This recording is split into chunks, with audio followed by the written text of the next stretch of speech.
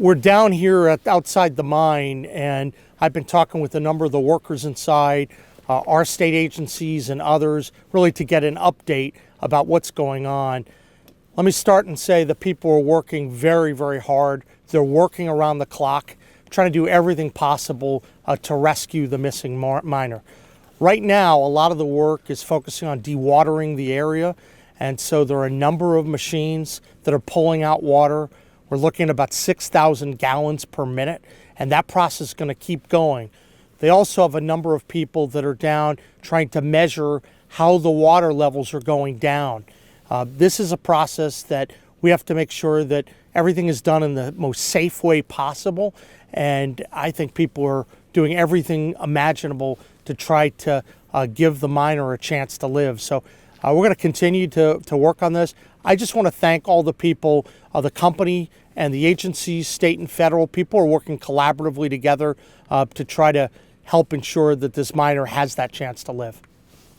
Governor, how much does it mean to you that the community here is rallying together to, put together food for the workers here that are working nonstop day and night since Saturday? How much does that mean to have that West Virginia love and respect for each other?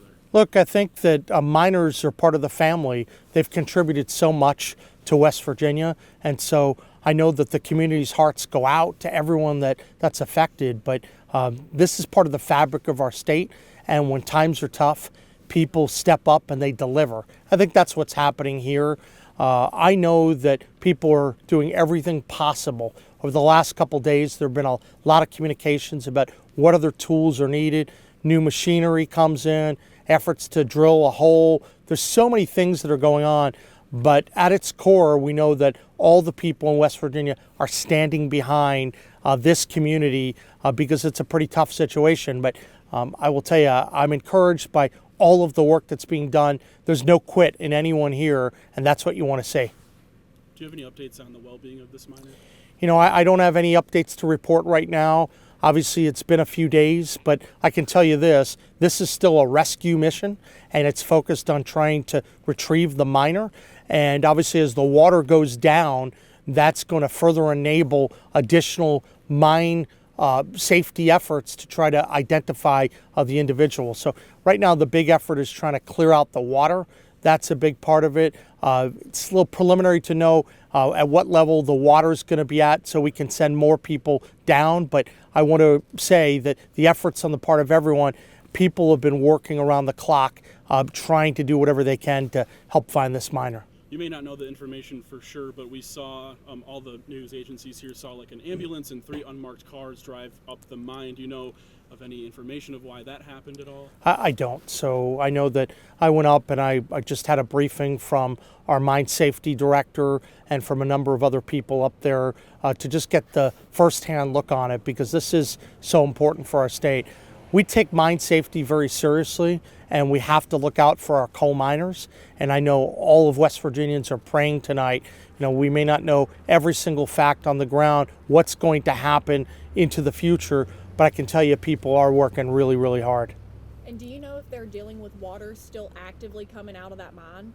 Well, there's still a lot of water down there, and so that's the biggest challenge right now. And as I mentioned over the last couple of days, when you have that kind of volume of water in, it makes it very difficult. There obviously were a few teams that went down, they dived, and that information was very valuable, but it's very difficult to bring together both the diving and the mine safety rescue efforts. So I think there is still a lot of water, but every conceivable effort from what we've seen is being put in to get rid of that water.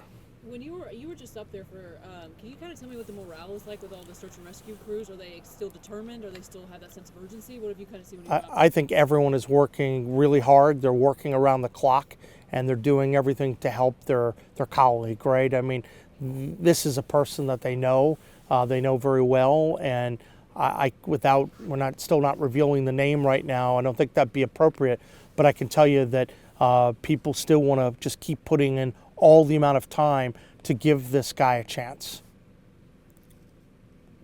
Any other questions that you may have? Is there anything else you would want to add that you would want people to know about this situation and where it stands right now? Absolutely. I would say this, that we're seeing people in West Virginia come together to rally around the miner. And I think that it's important, whether you're in Mingo County, whether you're in Martinsburg, whether you're right here in Nicholas County, that everyone knows that these miners go to work every day. They're doing really hard work. It's not always the safest profession, as we know, but people are stepping up right now. And the fact that there are people down there now and they're working hard and they're measuring the water and they're constantly evaluating, I think that speaks volumes to the character of these men and what they're doing. And I know that's why West Virginians are rallying behind them. Do we know how many crews are up there? Could we have like an approximate number of like 100, 200, or how many? No, I mean, I think that they have a lot of people that are working on it. I can't give you an exact number right now, but I think given the spacing and what they have, they've said that they have the right numbers to be able to continue to measure. And obviously there are a lot of machines pulling the water out. So I want to commend everyone involved in this. The communications have been great.